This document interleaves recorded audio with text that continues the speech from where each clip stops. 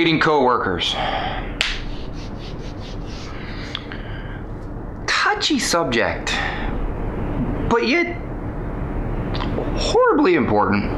Horribly important. Okay, so let me preface this with the little known fact that I'm married to a nurse. Gonna be 10 years soon. Woo! By all means, marriage is work. Lots of work. What was I saying? Oh, dating. So, dating coworkers. Boy, there's so many things I could say. So let's start with personal experience.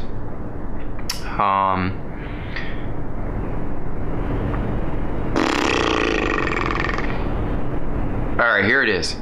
If you're gonna date a nurse, you need to realize one thing, and you need to remember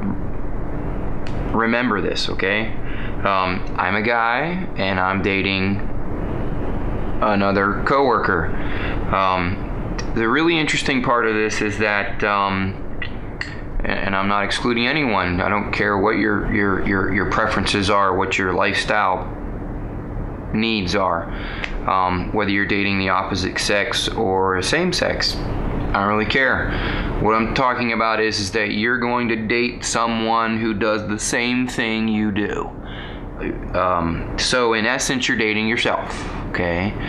As creepy as that sounds, it's the truth. You're dating a nurse. Guess what? You're a nurse dating nurse me, nurse them.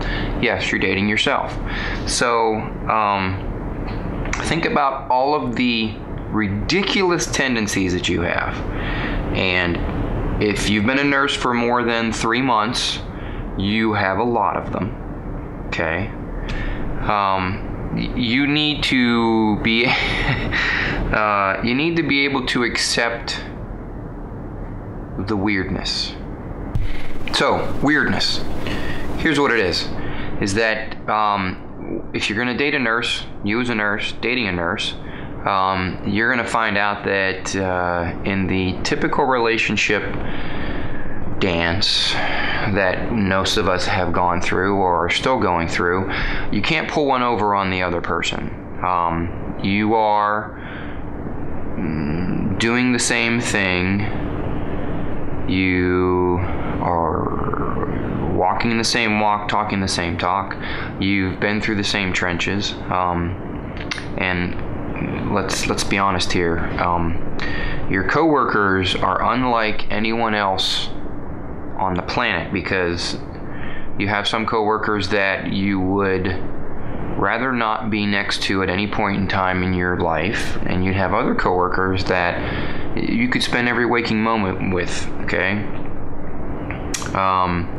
So I guess the weirdness, what I'm talking about is that if you're dating a coworker and then you work, you leave work, and you see the person again, so there's no break. I only say this from experience because when my wife and I were first married, we worked on the same floor and we worked in the same unit, and let's just say things got a little repetitive, and we discovered early on in our nursing careers and our marriage that it would be better for us not to work together, because you can overdo it. The irony of that is that years later we end up working together again for another year, but that's a whole other story.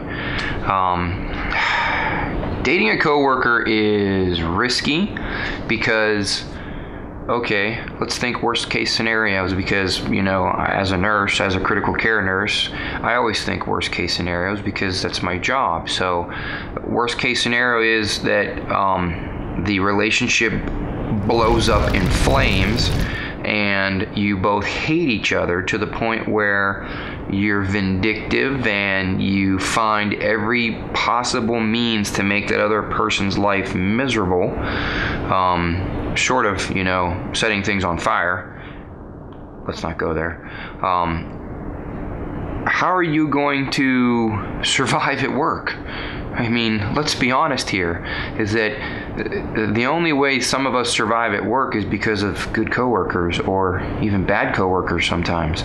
So the working relationship can make or break you at work. So now you have to muck up the machinery, because now you have this emotional void between you and whomever.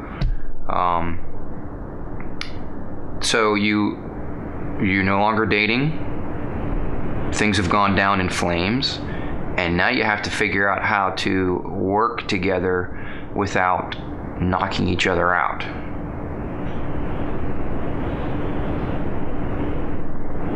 Awkward.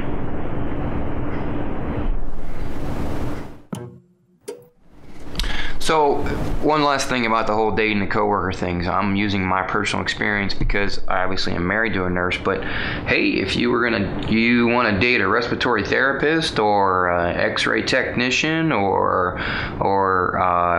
hey, every once in a while the whole stereotypical physician and nurse relationship does happen. Either way, I'm telling you, use my scenario about the blowing up in flames thing.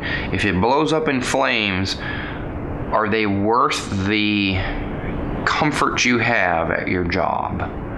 And while I hate labeling things, work, possible relationship, paycheck, possible relationship. Enough said.